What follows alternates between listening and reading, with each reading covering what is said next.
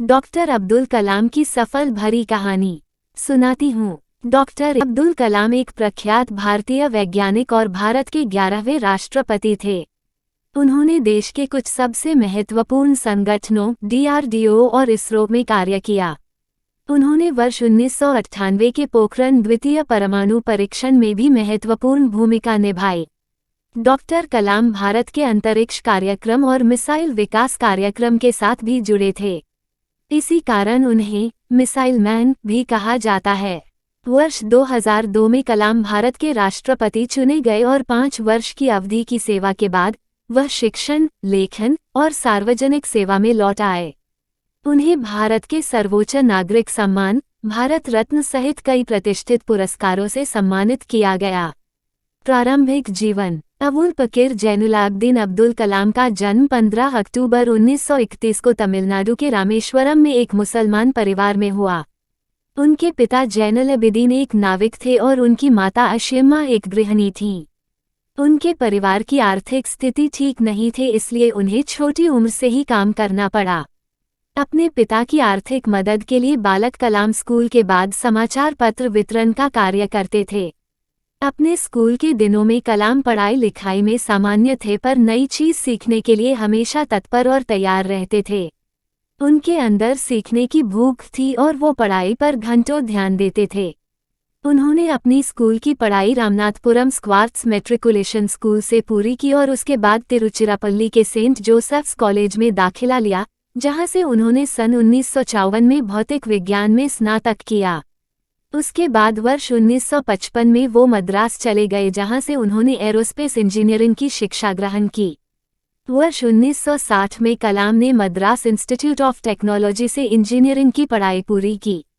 Career. Madras institute of technology से engineering की पढ़ाई पूरी करने के बाद कलाम ने रक्षा अनुसंधान और विकास संगठन DRDO में वैज्ञानिक के तौर पर भर्ती हुए। कलाम ने अपने करियर की शुरुआत भारतीय सेना के लिए एक छोटे हेलीकॉप्टर का डिजाइन बनाकर किया। DRDO में कलाम को उनके काम से संतुष्टि नहीं मिल रही थी। कलाम पंडित जवाहरलाल नेहरू द्वारा गठित Indian national committee for space research के सदस्य भी थे। इस दौरान उन्हें प्रसिद्ध अंतरिक्ष वैज्ञानिक विक्रम साराभाई के साथ कार्य करने का अवसर मिला। वर्ष 1969 में उनका स्थानांतरण भारतीय अंतरिक्ष अनुसंधान संगठन इसरो में हुआ। यहाँ वो भारत के सैटेलाइट लॉन्च व्हीकल परियोजना के निदेशक के तौर पर नियुक्त किए गए थे।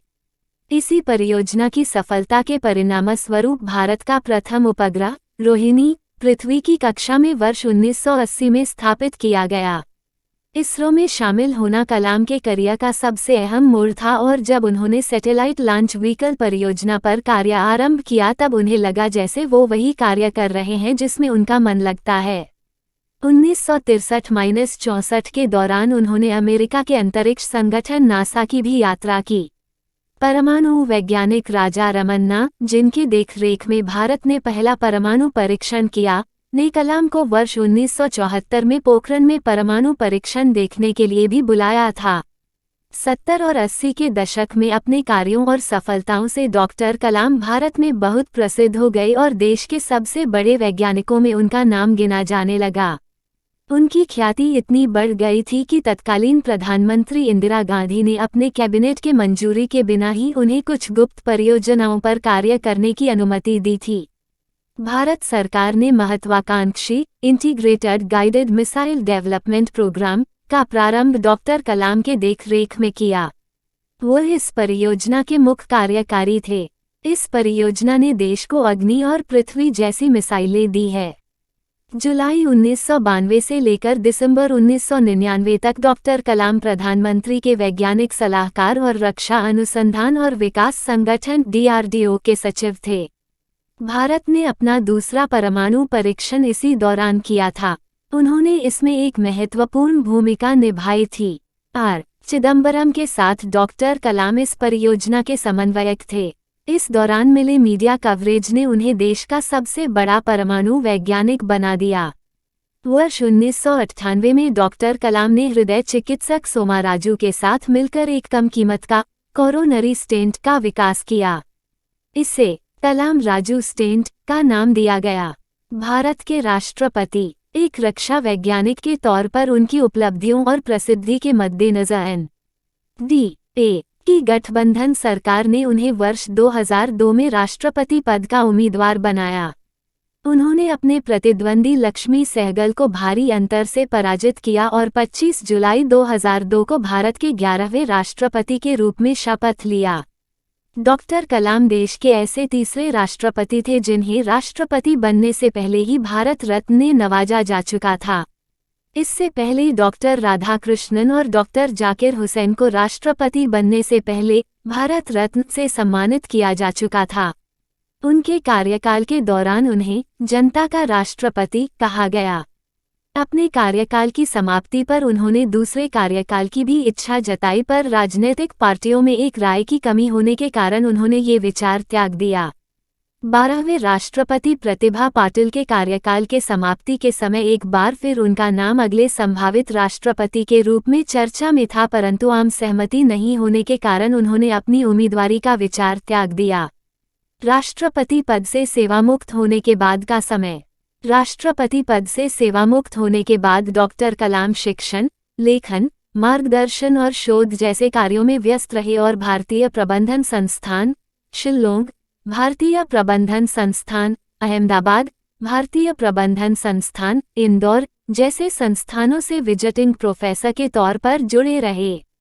इसके अलावा वह भारतीय विज्ञान संस्थान बेंगलुरु के fellow, Indian institute of space science and technology Thiruvananthapuram के चांसलर, अन्ना यूनिवर्सिटी चेन्नई में एरोस्पेस इंजीनियरिंग के प्रोफेसर भी रहे।